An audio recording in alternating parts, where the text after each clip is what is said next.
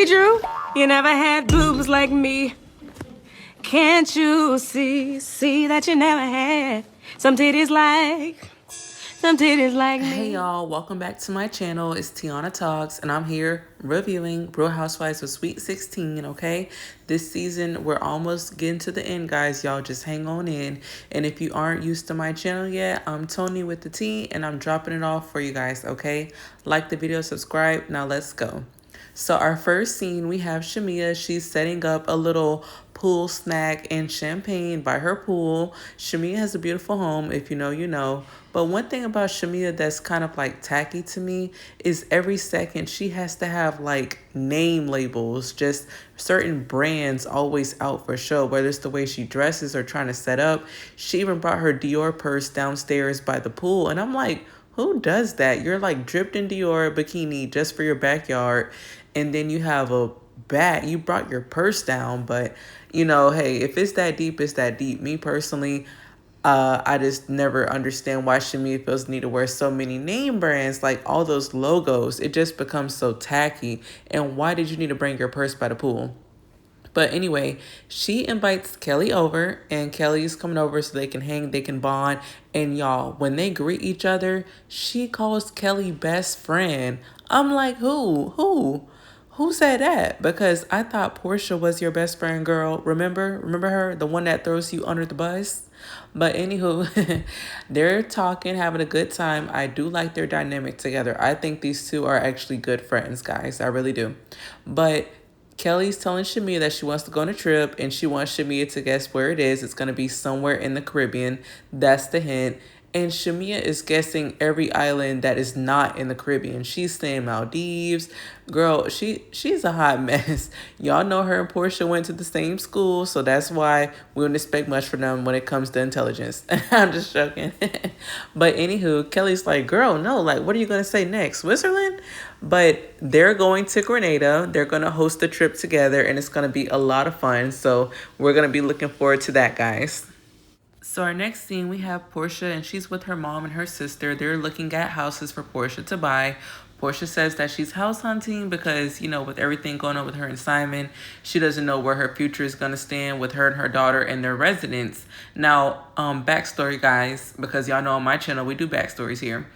Porsha gave her home that she owned in Duluth to her mother, and her mother is currently living there with her boyfriend. So Porsha doesn't want to return to that house, of course, because basically she's going to be putting her mom out, and her mom more than likely sold the house that she used to live in so she could move into Porsha's home. So that's one thing for sure. Second of all, in Porsha's prenup with Simon, she's able to stay in the home until Simon sells the home, okay?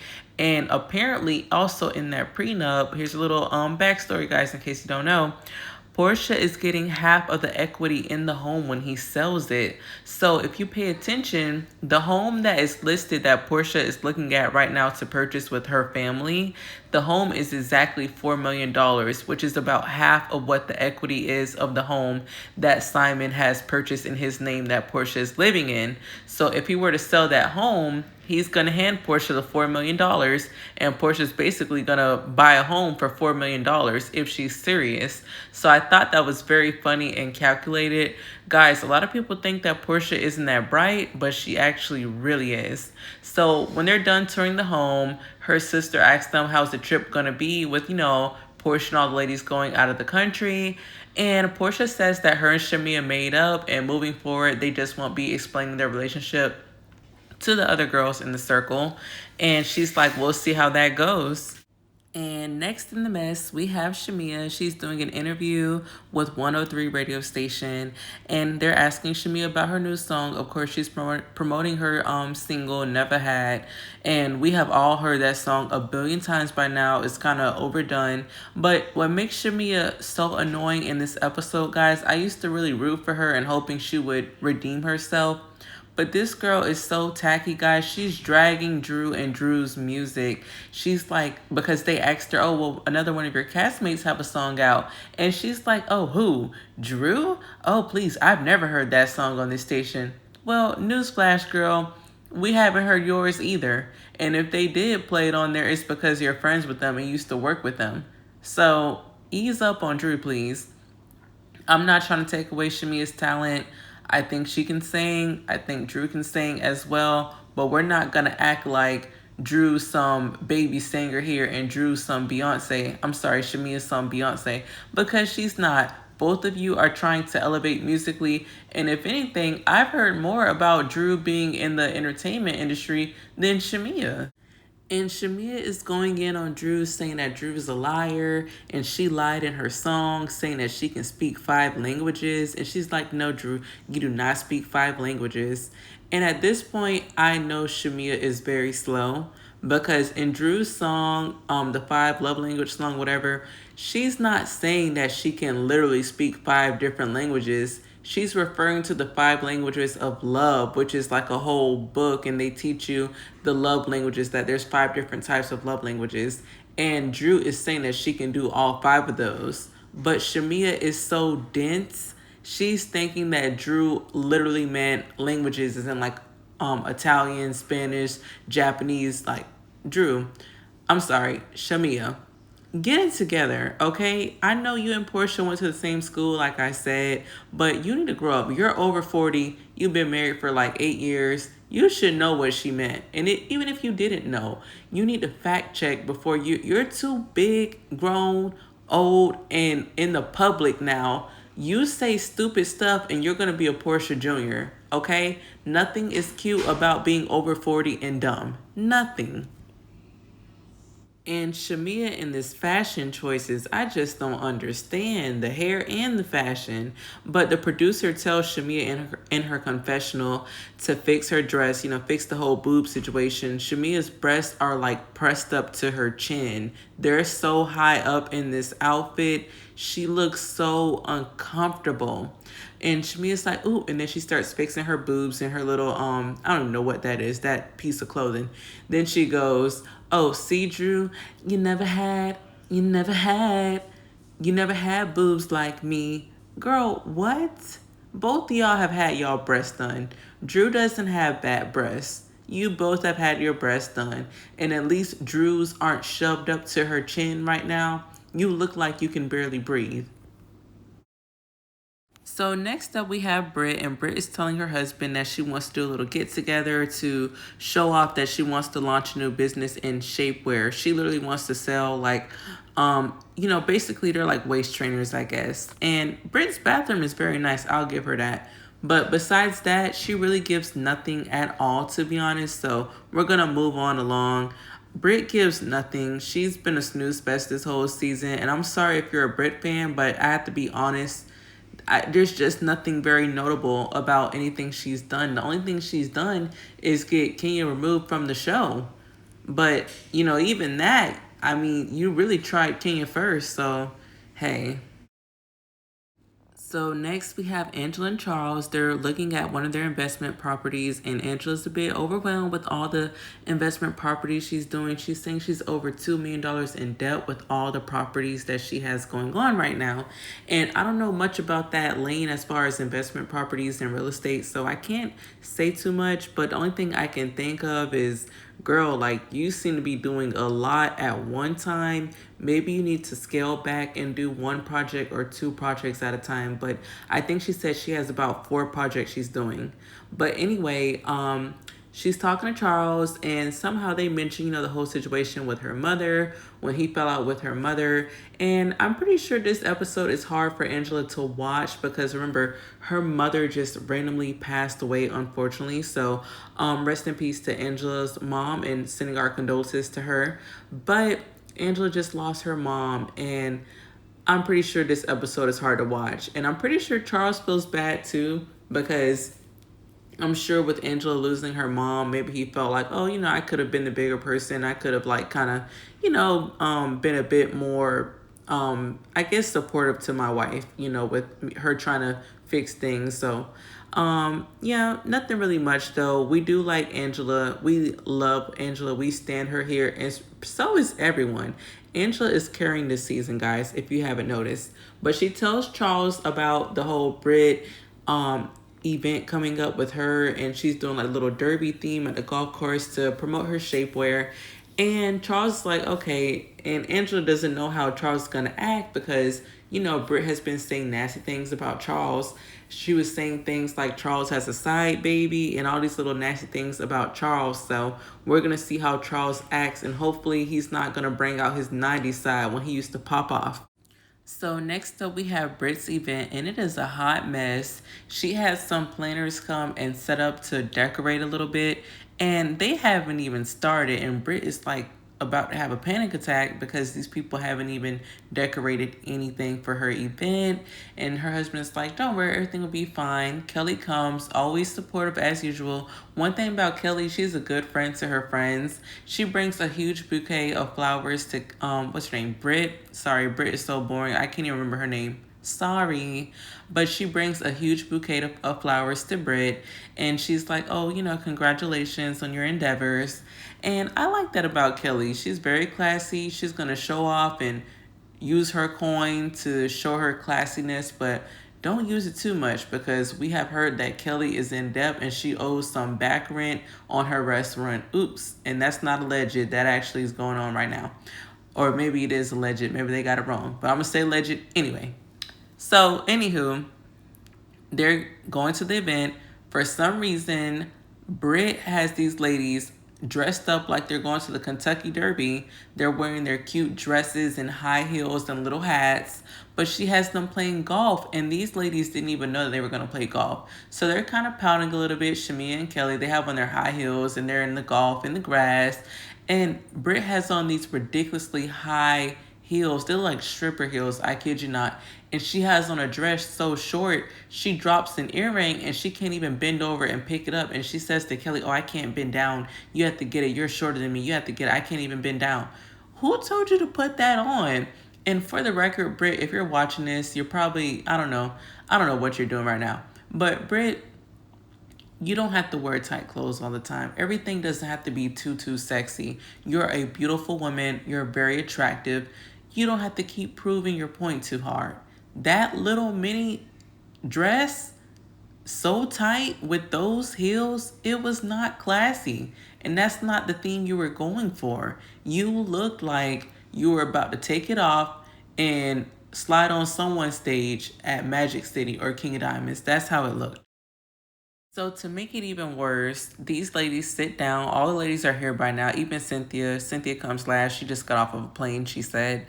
Guys, they're sitting down to eat, right? Mind you, Brit has invited a bunch of people, not just the ladies that are filming, but her own personal friends to show off her business.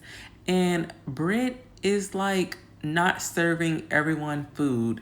And the party planner had like proper seating and placemats and menus out so all the guests could see the food, but she's only serving the ladies on the show. Now, if you're going to have an event, you're supposed to do it the right way, Brit. You don't only serve the people who, or buy food for the people who you want to select. Like, no, don't invite people then if you're not going to feed them. That's just cheap. But everyone is like, ooh, like, you know, that's just not really, that's just not classy. It's just not, it's not cute. And Porsha makes a joke. Portia's like, oh, well, I'll hurry up and eat my food so the other people won't see what I'm eating. And then Cynthia's like, oh, I can share a piece of my salmon with, you know, some people, I guess. Like, Brit, that was so tacky. That's why Kenya called you a peasant. Now, if you're going to host an event or a party, and it's something like that where you're just like, you know, promoting your business and your new business endeavor, you don't sit down and feed everyone entrees, okay? What you do is get a bunch of hors d'oeuvres. That's what you do. Etiquette tip class 101, you get you some hors d'oeuvres, okay? You're going to get little sandwiches, little fruit trays, sandwich rolls, little bite-sized snacks, and you're going to get a bunch. And you're going to get little plates for the people to grab, okay? Little meatballs on a stick. That's what you do. You don't just serve a few people food because that's all you can probably afford. You look tacky as hell. So our MVP, Angela, stirs the pot as usual.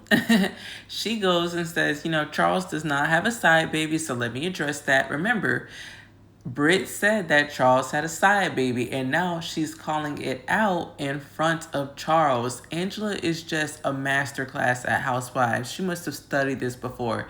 And y'all know no one wants to smoke with Charles because everyone knows that Charles will turn up. And Brit quickly clarified. She's like, oh, no, no, no. We're good. We moved past that. And I'm not one of Charles' whores, like you said. And then Charles, like, he just gets to straightening. Like, nobody wants to play with him. He says, I don't mess with whores. Ooh. Now, what Charles is doing is basically letting everyone know I'm not a cheater. And two, I wouldn't mess with a whore like you. That was basically what he was saying. And Brit was like, oh, no, no, I'm not saying that I was or anything like that. I'm just saying that that's what Angela said.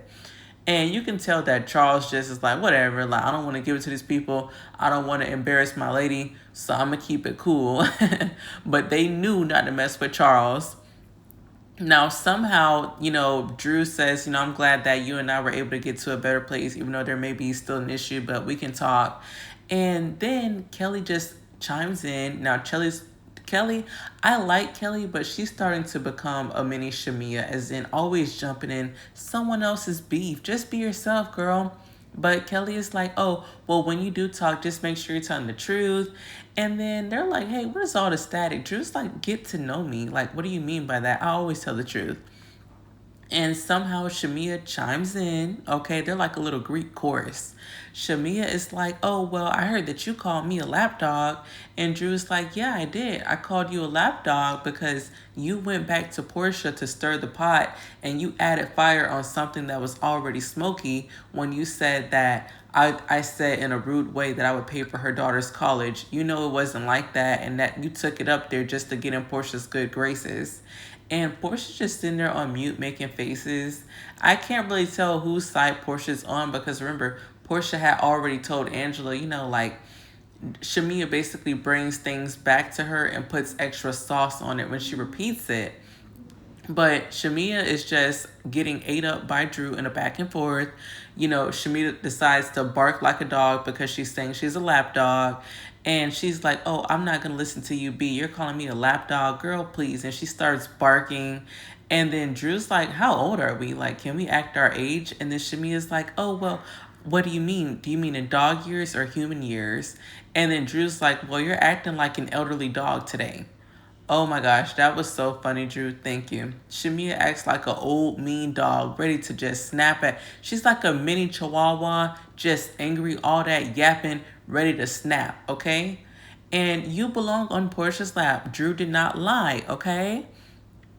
Cynthia is just over this conversation. She must have had a long flight, a lot of traveling. She's getting older and she's just a friend of. She's not going to try too hard when it comes to these ladies. Cynthia's just rolling her eyes like, oh, whatever. I'm just ready to get this over with. And Brit stands up all upset. She's like, guys, we are at a very classy place and this is not the place for that. If you guys are going to act like that, you're going to have to take it outside. No, what really is going on is that you don't want to get in trouble and probably get kicked out of your little country club. If it is your country club. I don't even know if it is yours. You just don't want to get kicked out and bring more attention to you guys. That's what's really going on. And I don't know if you guys know, but Justin Diego from Bingeworthy was actually on camera. So shout out to Justin Diego for getting his scene. I noticed him right away and I was super excited for him. So shout out to you, Bingeworthy, Justin Diego from YouTube. So here we are at our final scene of the episode, and I'm so glad to get through this with you guys. I'm glad y'all are still here. Make sure y'all subscribe. But anywho, we get a special surprise from Phaedra Parks. Okay, Porsha's at Phaedra's door, bringing in some champagne. I'm like, ooh, Porsha, whenever you came to all these ladies' homes, you never brought anything. It shows that Porsha has selective respect for who she wants to give respect to. But she brings the champagne and these ladies are talking. We have Phaedra Parks back. Phaedra looks amazing. One thing we must say, both of these ladies dress very well. But they're catching up and they go down memory lane in the flashbacks of them two basically falling out when Phaedra and Porsha decided to drag Kandi with those whole allegations that Kandi would grape Porsha. and, rug her. I'm using certain words, not, the actual word, but grape her and rug her by putting something in her drink and doing something to her. Yeah, so they go down that whole memory path of that, and Phaedra kind of admits that she messes up and she regrets the way she left the group, but she says, basically a Bible scripture saying that no one can judge her if they've done sin before as well. Now, on one hand, I do agree people should not judge you.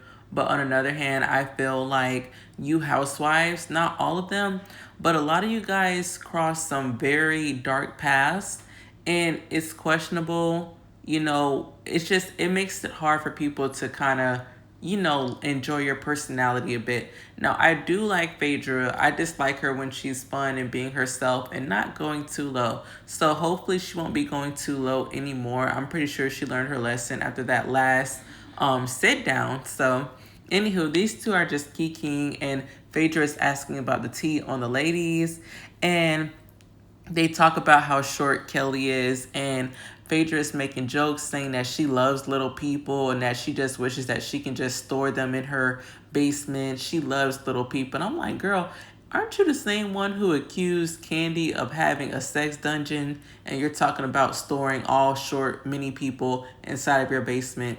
Stop it. It's creepy. Then they speak about Brit, and Phaedra makes a joke. She's saying that Brit is like a streetwalker, sort of. She's like, Brit is all about the town.